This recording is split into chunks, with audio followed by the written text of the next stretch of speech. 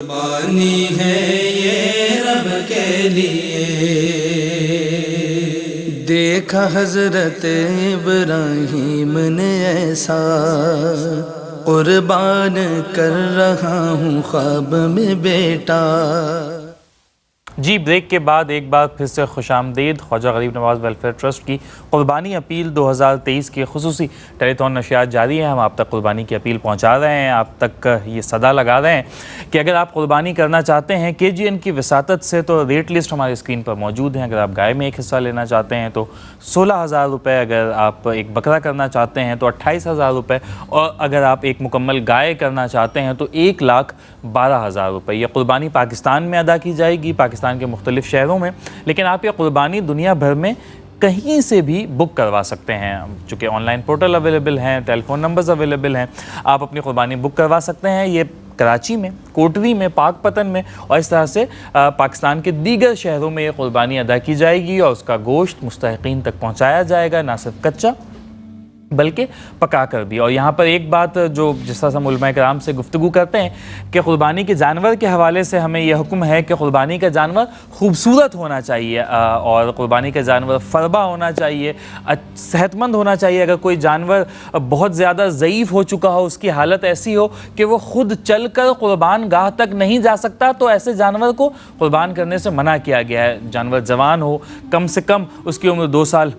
ہو چکی ہو، 2 دانت یعنی کہ جانور کے ہونے چاہیے، تو ان چیزوں کا بھی بڑا دھیان رکھا جاتا ہے۔ اسکرین پر فوٹیجز بھی چل رہی ہیں کہ جانور ہمارے اپنے فارم ہاؤسز پر الحمدللہ تیار کیے جاتے ہیں، ان کی بہترین نگہداشت کی جاتی ہے، پروفیشنلز ان کی دیکھ بھال کرتے ہیں، وقت پر ویکسینیشن کی جاتی ہے تاکہ یہ جانور بیماریوں سے محفوظ رہیں، اچھا چارہ انہیں دیا جاتا ہے تاکہ جانور صحت مند ہو سکیں، اور جب قربانی کا وقت آئے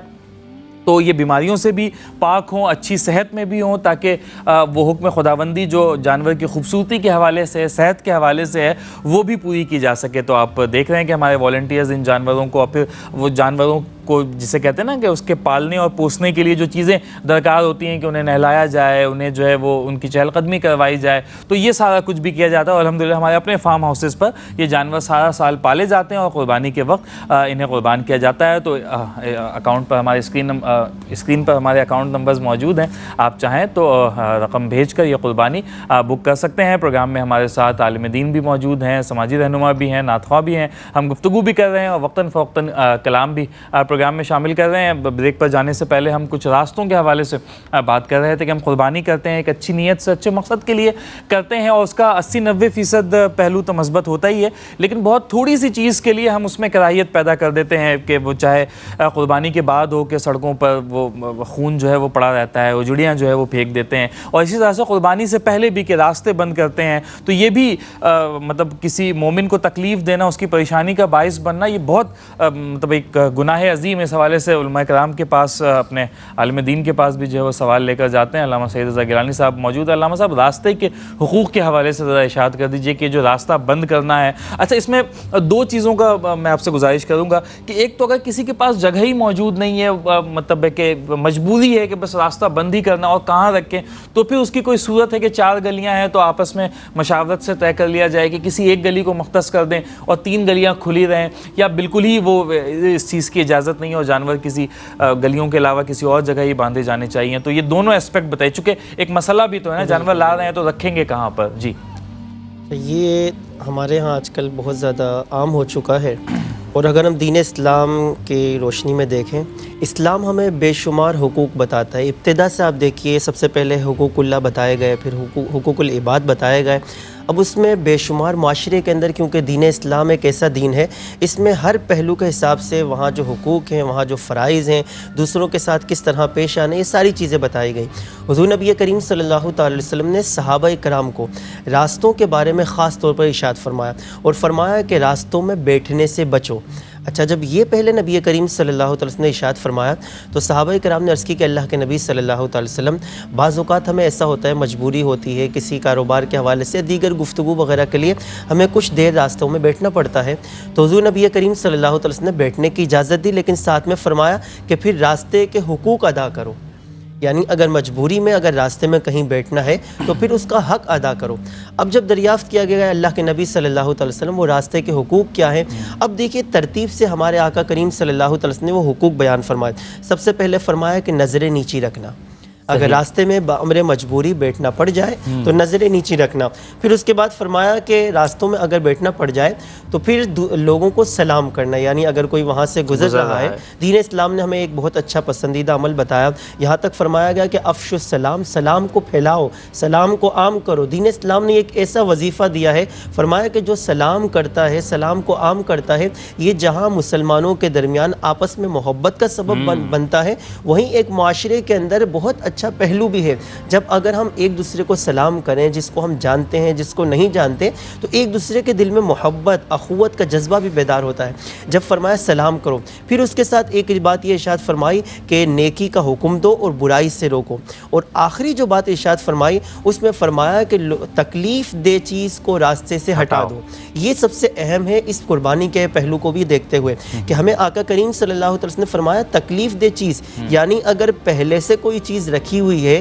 تو اب اس بیٹھنے والے کو چاہیے کہ وہ اس کو سائیڈ میں کر دے، اس کو ایک طرف کر دے، تاکہ گزرنے والے کو وہاں کسی قسم کی تکلیف نہ ہو۔ اگر ہم قربانی کے جانور کے اعتبار سے دیکھتے ہیں کہ اس وقت ہمارے ہاں چونکہ گلیاں بھی بہت چھوٹی ہیں، لیکن اس کے ساتھ ساتھ ہمارے ہاں یہ ایک عام بڑھتا جا رہا ہے یہ رواج کہ اگر پوری گلی کے اندر ایک جانور آیا ہے وہ ایک سائیڈ میں بن سکتا ہے، لیکن ہم نے اس کو ایک معاشرے کے اندر رواج یہ بنا دیا کہ اب باہر جو ہے وہ چارپائی بھی رکھنی ہے، باہر جو ہے وہ ٹینٹ بھی لگانا ہے، پوری رات جو ہے وہ دوستوں کو وہاں بیٹھ کر لوڈو بھی کھیلنے ہیں، دیگر معاملات بھی کرنے ہیں۔ اور اس طرح اگر ایک گلی کے کونے پر ایک جانور آیا وہ اپنی کنات لگائے گا، دوسری گلی کے کونے پر دوسرا جانور آیا تو وہ اپنی کنات لگا دے گا۔ اتنی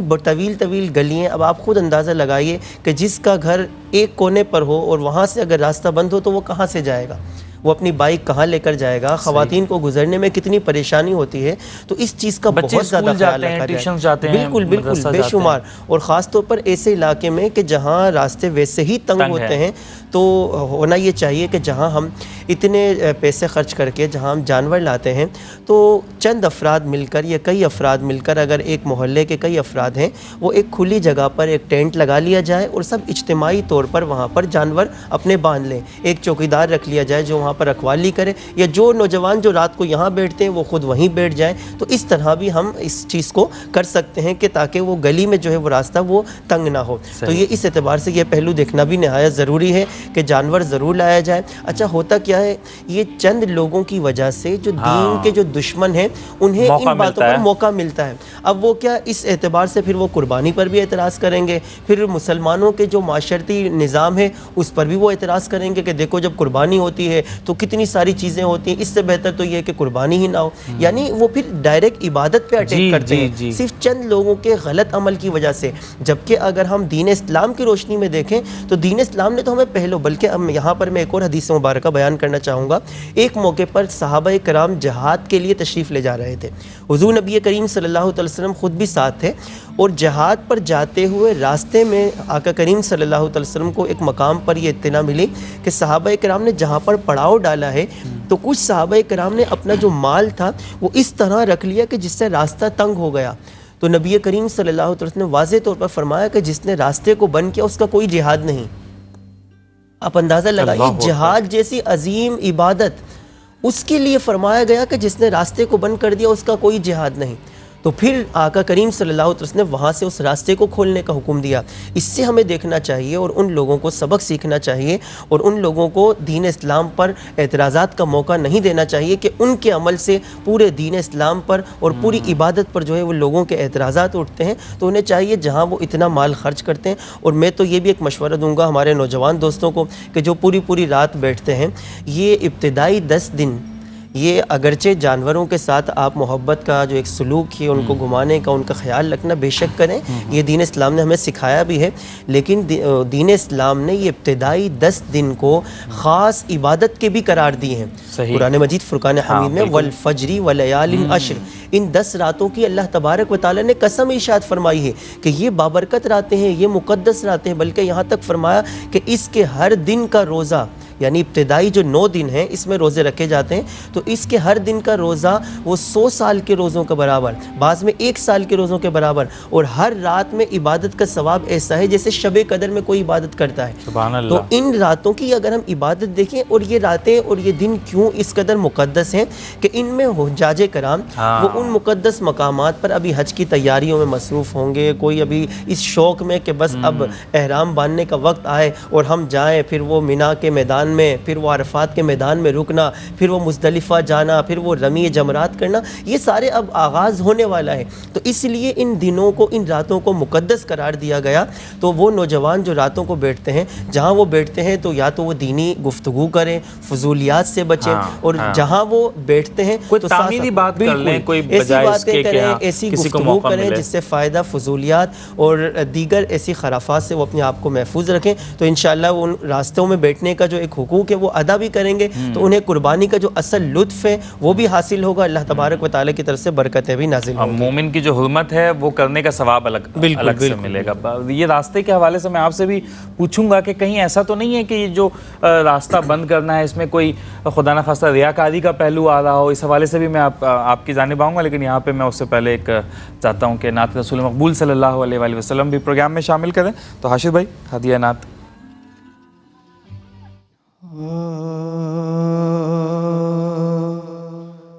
مجھ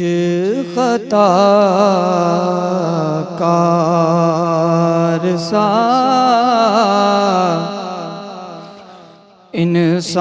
انسان مدینے میں رہے، مجھ خطا کار سا انسان مدینے میں رہے،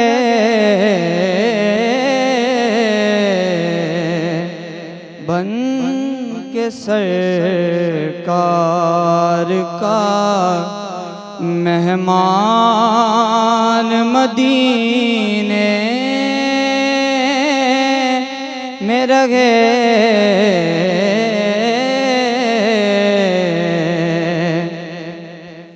یاد آتی ہے مجھے اہل مدینہ کی وہ بات، یاد آتی ہے مجھے اہل مدینہ کی وہ بات کہ زندہ رہنا ہو تو انسان مدینے میں رہے، کہ زندہ رہنا ہو تو انسان مدینے میں رہے،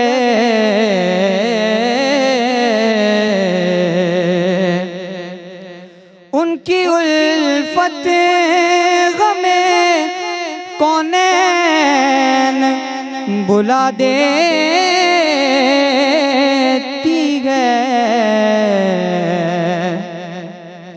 ان کی الفت غم کونین بلا دیتی ہے،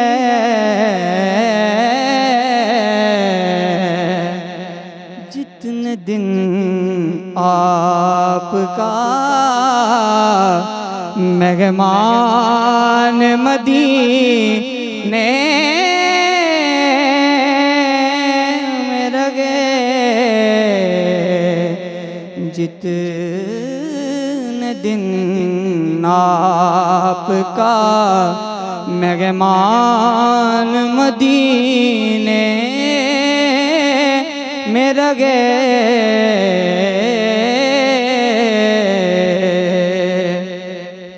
اور چھوڑ آیا ہوں دلوں جانے یہ کیا کہ کر آزم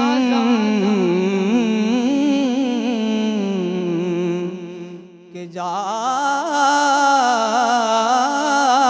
لگا ہوں میرا سامان مدینے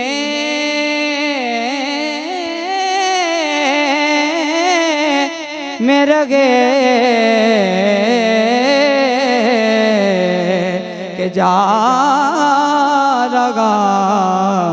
ہوں میرا سامان مدینے میں رگے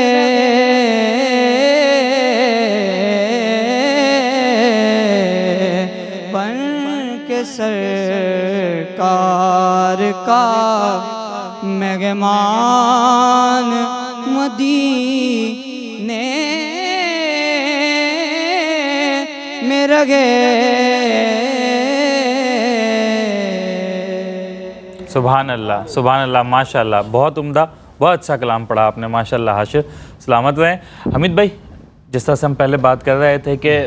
وہ غالباً کوئی اس طرح کا تو مسئلہ نہیں ہے کہ ریاکاری کا عنصر ہے اس میں کہ جانور لے آئیں، ٹھیک ہے، اسے دن میں گھر کے باہر باندھ رہے ہیں، رات میں کسی محفوظ مقام پر رکھ دیں، اگر جگہ نہیں ہے تو جس طرح سے علامہ صاحب نے ذکر کیا، لیکن اسے باقاعدہ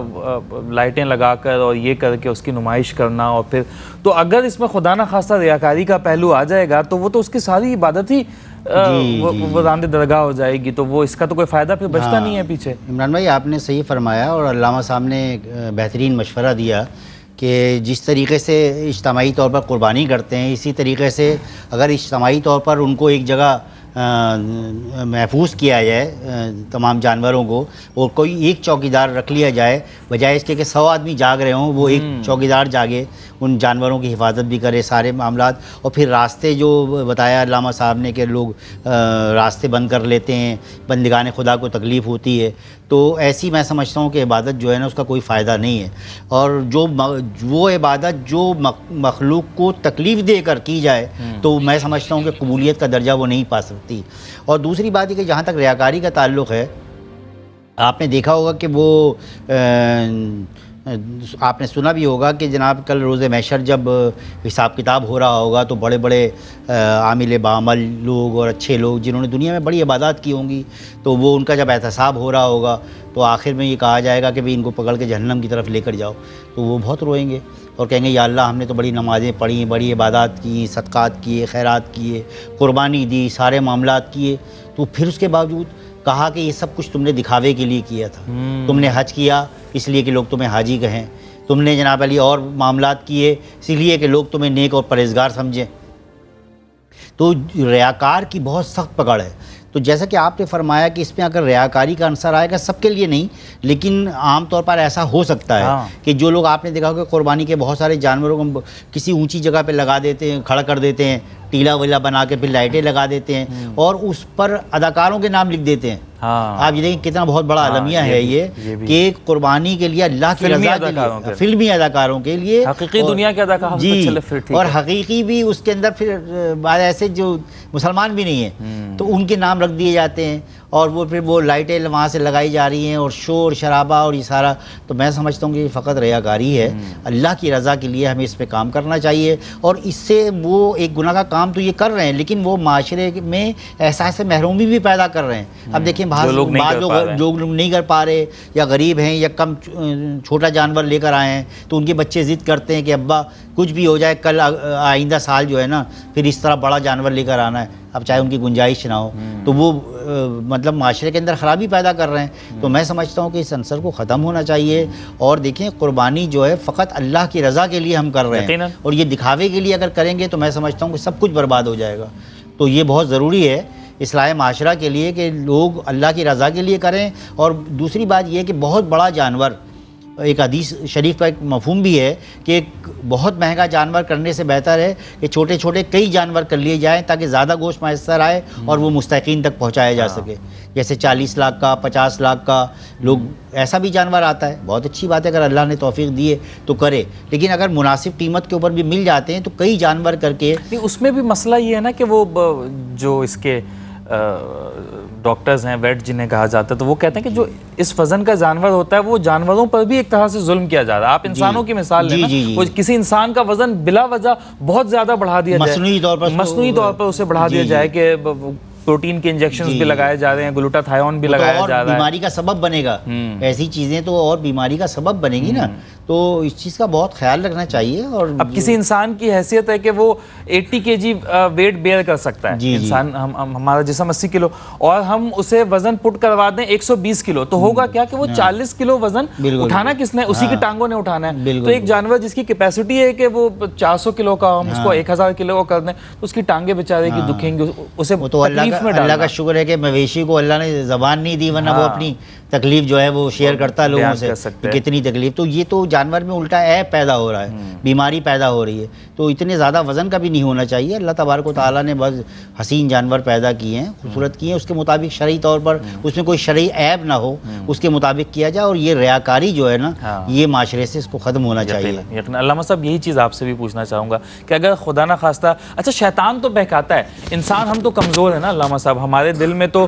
وہ مطلب کہیں نہ کہیں سے وہ وسوسے ڈالتا ہی ہے. اگرچہ انسان کوشش کرے کہ میں اپنی نیت ٹھیک رکھوں گا, میں خوبصورت جانور یوں لا رہا ہوں کہ مجھے اس سے محبت ہو جائے, کل کو میں اسے قربان کروں تو میرے دل میں افسوس پیدا ہو, مجھے تکلیف ہو, جو قربانی کا اصل فلسفہ ہے میں اسے حاصل کر سکوں. لیکن یہ شیطان نا وسوسے ڈالتا ہی ہے کہ یار دیکھو تمہارا جانور اچھا ہے, اس کا جانور دیکھو تم سستے میں لے آئے, مختلف ہیلے بہانوں سے وہ وسوسے ڈالتا ہے. تو وہ کہیں نہ کہیں ریاکاری کو جو ہے وہ سامنے لانے کی کوشش کرتا ہے. تو اسلامی حوالوں سے, دینی حوالوں سے ذرا اس بارے میں بتائیں.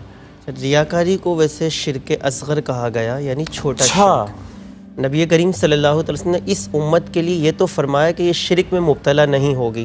لیکن شرک اصغر یعنی ریاکاری میں یہ امت جو ہے وہ مبتلا ہوگی.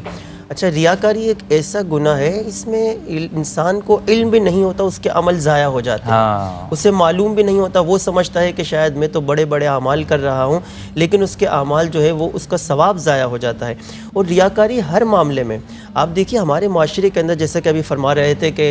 کوئی چیز اگر لوگوں کے دکھاوے کے لیے, تو جو چھوٹے بچے ہیں ان کے دلوں پر کیا گزرتی ہے. آپ دیکھیے شادی کے رسم و رواج میں بھی یہ چیزیں بہت زیادہ عام ہیں. گاؤں وغیرہ میں, دیگر جگہ پر ایسی ہے کہ بعض جگہ پر خاندان کے اندر یہ رواج ہے کہ جب شادی ہوگی تو بچی کا جہیز جو ہے وہ گلی میں اب تو ٹینٹ لگا کر پورا جہیز سجا دیا جاتا ہے. اب محلے بھر کی خواتین وہ دیکھنے کے لیے آ رہی ہیں. اس سے آپ اندازہ لگائیں کہ اس میں وہ بچیاں بھی آ رہی ہیں, وہ بچیاں بھی آ رہی ہیں جن کی ابھی تک شادی اس وجہ سے رکی ہوئی ہے کہ ان کا باپ جو ہے وہ جہیز ان کے لیے میسر نہیں کر سکا. آپ اندازہ لگائیے, وہ بچیاں جب دیکھنے کے لیے آئیں گی اور وہ سارا جب سامان دیکھ کر جائیں گی, اور جب وہ اپنے گھر کو واپس لوٹیں گی, ان کے گھر پر کیا گزرے گا. وہ باپ جو صبح سے نکلتا ہے, شام تک اپنے اہل خانہ کے لیے کفالت کرتا ہے, ان کے لیے محنت مزدوری کرتا ہے, وہ جب واپس پہنچے گا تو ان بچیوں کی دلی کیفیات وہ کس طرح ان کو پورا کرے گا.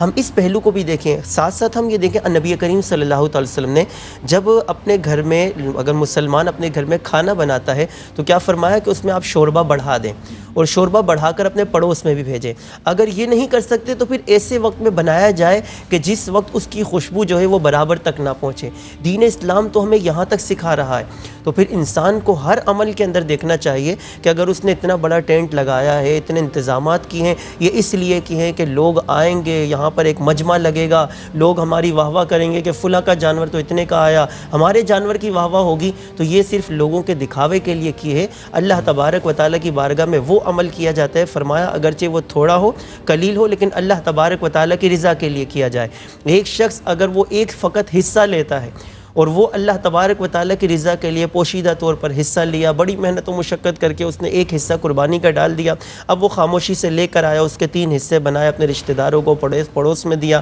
اپنے اہل خانہ کو. اور ایک وہ شخص ہے جو لاکھوں کا جانور لوگوں کی ریاکاری کے لے کر آیا ہے, تو اس شخص کا جس نے حصہ لیا ہے, اس کا اجر و ثواب اس سے بہت زیادہ بڑھ کر ہوگا, یقیناً کیونکہ وہ اللہ کی رضا کے لیے کر رہا ہے.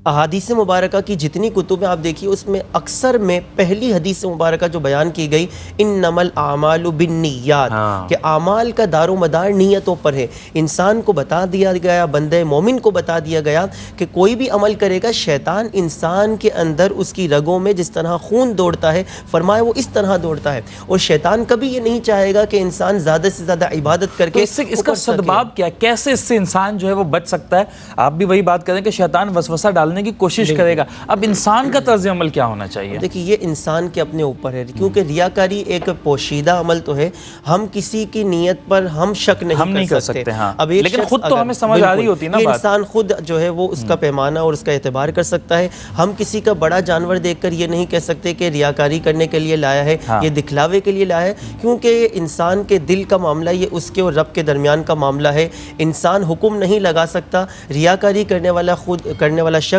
खुद इस बात को नोट करे, इस बात का गौर करे, अपना मुहासबा करे कि मैं ये काम कर रहा हूँ, ये मैं लोगों के दिखलावे के लिए कर रहा हूँ या अपने रब की रज़ा के लिए। अगर मैं रब की रज़ा के लिए कर रहा हूँ तो मेरे इस अमल का ताल्लुक़ मेरे और रब के दरमियान होना चाहिए। और ये एक अमल की कबूलियत और अमल में इखलास का एक सूफिया कराम जो बताते हैं कि अमल में इखलास उस वक्त होता है, और ये एक निशानी भी बताई कि बंदा उस अमल को छुपाता है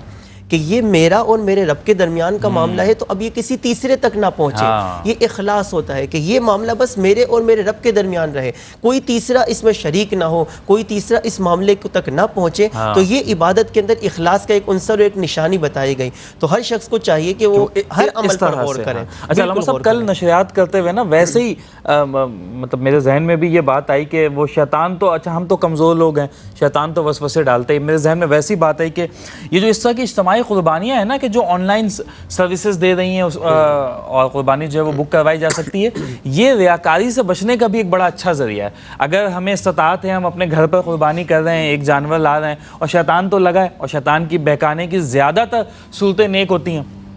तो अगर कोई नहीं काबू पा सक रहा है वो शैतान के वसवसों से, तो उसके लिए बड़ा अच्छा मौका है कि एक कुर्बानी यहाँ बुक करवा ले, अपने मोबाइल से कर सकता है। वो चाहेगा अगर तो उसके बराबर में बैठे शख्स को भी नहीं पता चलेगा, उसके भाई बहनों को भी नहीं, माँ बाप को भी नहीं, बीवी बच्चों, किसी को नहीं पता चलेगा, और एक कुर्बानी वो बुक कर ले और अल्लाह की रज़ा के लिए। अच्छा, उससे जो उसकी जो नीयत का इखलास है ना, ये उसकी दूसरी कुर्बानियों में भी छलकेगा, दिखेगा, और रब ताला मतलब वो समझेगा कि मेरा बंदा है तो कमज़ोर, लेकिन कोशिश कर रहा है कि मेरी रज़ा के लिए करे, और छुपा कर करे, और जाहिर सी बात है वो घर पर तो लाना होता है चूँकि खुद। इसमें एक और पहलू हमारे उलमा ने एक तरीका और बताया कि इसमें एक कदम और बढ़कर, वो एक तो ये इज्तिमाई कुर्बानी, जैसा कि यहाँ पर भी KGN के तहत भी इज्तिमाई कुर्बानी का सेटअप है, इससे आप एक कदम और भी बढ़ सकते हैं कि आपके घर में 3 जानवर आते हैं, 4 जानवर आते हैं, आप 1 या 2 जानवर अपने घर में कुर्बान करें, और 1 या 2 जानवर ऐसे मुस्तहिक जो कुर्बानी नहीं कर सकते, आप उनको दे दें। जिंदा जानवर आप उनको दे दें, बल्कि फरमाया कि आप उनको कुर्बानी के जो पैसे हैं वो भी आप दे दें, उनको ज़िबाह करने के जो पैसे हैं वो भी दे दें। अब आप उस खुशी का अंदाज़ा लगाएं कि एक बाप जो कुर्बानी नहीं कर सकता, लेकिन जब उन्हें हमने एक ज़िंदा जानवर दे दिया, अब उनके बच्चे उस जानवर को घुमा रहे हैं, और ईद वाले दिन जब वो खुद कुर्बानी करेंगे, कुर्बानी इन्हीं की तरफ से होगी, लेकिन जिस घर में होगी फिर वो उस प्रोसेस के साथ कि अच्छा, किसी को पता ही नहीं लग रहा कि इन्होंने की है। अच्छा, वहाँ जो खुशी का जो आलम होगा, तो यहाँ जो कुर्बानी, इससे बढ़कर सवाब वो अजर सवाब होगा। तो इस तरह भी हम कर सकते हैं कि अपनी कुर्बानी का अगर 1 या 2 जानवर अपने घर में, ये वो लोग के जिनके घरों में कई जानवर कुर्बान होते हैं, वो एक जानवर जिंदा सलामत जो है वो किसी को दे दे, इस तरह कि वो अपने घर में इस कुर्बानी को कर सके। और देखिए तरीक़ेकार तो बहुत सारे हैं। इंसान के हाथ में अल्लाह ने जो चीज़ रखी है वो नियत और कोशिश। हमने अपनी नीयत ठीक करनी है, हमें कोशिश करना है, बदला और सिला तो यकीनन अल्लाह ही देगा, बस हमने अपनी नीयत अच्छी बनानी है, कोशिश करनी है, तो इंशाअल्लाह हमारी नीयतों में इखलास भी आ जाएगा, हमारी कुर्बानी भी रब की बारगाह में कबूल होगी। और नशरियात जारी हैं। मैं एक मरतबा फिर चाहूँगा कि KGN की जानिब से ये अपील आप तक पहुँचाऊँ कि अगर आप ये कुर्बानी KGN की वसातत से करना चाहते हैं तो बहुत सहूलतें, बहुत आसानियाँ दे दी गई हैं। आप घर बैठे ये कुर्बानी बुक करवा सकते हैं, आप चाहे कहीं से भी हमें देख रहे हो, अगर आपको खुद इस्तिताअत है तो बिस्मिल्लाह आप ये कुर्बानी बुक کروائیں. اگر آپ استطاعت نہیں رکھتے, آپ ہماری آواز کو دوسروں تک پہنچانے کا ذریعہ بن جائے. جہاں تک ہماری آواز نہیں جا رہی ہے, ہماری آواز وہاں تک پہنچانے کا ذریعہ بن جائے. اور ہم خاص کر اوورسیز پاکستانی سے یہ اپیل کرنا چاہتے ہیں, چونکہ ہماری نشریات الحمدللہ پوری دنیا میں دیکھی جاتی ہے. ہم اوورسیز پاکستانی سے یہ اپیل کرنا چاہتے ہیں, اور ہم جانتے ہیں, ہم سمجھتے ہیں یہ بات کہ آپ چاہے دنیا میں کہیں بھی رہتے ہوں, آپ کا جو دل ہے وہ پاکستان میں لگا ہے. آپ کے دل جو ہے وہ ہمارے ساتھ دھڑکتے ہیں, اپنے لوگوں کے ساتھ دھڑکتے ہیں. اور آپ اس بات کا بھی ادراک رکھتے ہیں کہ ہمارے ہم وطن, ہم مذہب, اس ملک میں رہنے والے لوگ بڑی پریشانیوں میں ہیں, بڑی کسمہ پرسی میں ہیں, چاہے وہ مہنگائی کے حوالے سے ہو, چاہے حالیہ ماضی میں جو ہے وہ سیلاب کی تباہ کاریاں ہمارے ملک کے ایک بہت بڑے حصے میں گزری ہیں. آج تک بہت سے علاقے ہیں جو ریکور نہیں ہو پائے, گھر تعمیر نہیں ہو سکے, اور جو ان کا بنیادی ذریعہ معاش تھا یعنی کہ ایگریکلچر, وہ اس سے محروم ہو گئے. 2-3 فصلیں وہاں پر جو ہے وہ تباہ ہو گئیں, اور وہ نئی فصل بھی نہیں لگا پاتے, چونکہ ایک فصل میں تقریباً 4-5 ماہ لگتے ہیں. تو وہ ان کی آمدنی کا بنیادی جو ہے وہ ایگریکلچر ہی ہے, وہ اس سے بھی محروم ہے. تو بڑی پریشانیوں کی صورتحال ہے اندرون سندھ میں, اندرون پنجاب میں, اور اس طرح سے بہت سے ہمارے بالائی علاقے ہیں, بلوچستان کے بہت سے علاقے ہیں. تو ان پریشانیوں کو ہم سمجھتے ہیں, اور پورا سال ہی آپ دیکھتے ہیں کہ KGN مختلف حوالوں سے یہ اپیل آپ تک کرتا ہے, چاہے وہ سیلاب میں ہو, چاہے وہ مساجد کی تعمیر ہو, مدرسوں کی تعمیر ہو, طلبہ کو وظائف کی فراہمی ہو, کہیں پر پانی کا کنواں کھدوانا ہو, صاف پانی کی فراہمی ہو, صحت کے معاملات ہیں, بیماروں کا علاج معالجہ کروانا ہو, خواتین کی امپاورمنٹ کا معاملہ ہو. تو اس طرح کے اور بہت سے شعبہ جات ہیں, راشن کی تقسیم کا معاملہ ہو, سردیوں میں گرم کپڑے, لحافوں اور کمبل کی تقسیم کا معاملہ ہو. آپ دیکھتے ہیں کہ KGN ہر موقع کی مناسبت سے یہ کام کرتا ہے, اور ہر موقع کی مناسبت سے آپ تک بھی یہ اپیل لے کر آتا ہے کہ آپ KGN کا ساتھ دیں, اور KGN کے ساتھ مل کر لوگوں کی خدمت کریں, اور فلاح کے اس کام کو, خیر کے اس کام کو بڑھانے میں اپنے طور پر اپنی صحیح کریں. ناظرین, یہاں پر ہم ایک نعت رسول مقبول صلی اللہ علیہ وآلہ وسلم بھی پروگرام میں شامل کریں گے, اور حاشر ہمارے ساتھ موجود ہیں. حاشر بارگاہ رسالت میں ہدیہ نعت پیش کریں, پھر ہم بریک پہ بھی جائیں گے. ہر روز شب تنہائی میں فرقت کا جنون تڑپاتا ہے. ہر روز شب تنہائی میں